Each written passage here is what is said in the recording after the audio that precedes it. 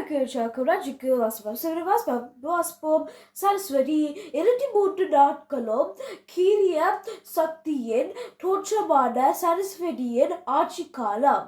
இதில் இறைவன் முன் அறிந்தவர் அருள் வழங்குகின்றான் என்பது சிவகாமத்தின் உள்ளுரையாகும். இந்த காலத்தில் கல்வி தெய்வம் கலைமகளை கல்வியை வேண்டி வழிபடுகின்றனர். கலைமகள் கையில வீணை மற்றும் 8 சுவடியும் வைத்திருப்பார். வெண்தாமரையில் விரித்திருந்து எமக்கு அலையாத செல்வத்தை அள்ளி வழங்குகின்றாள்.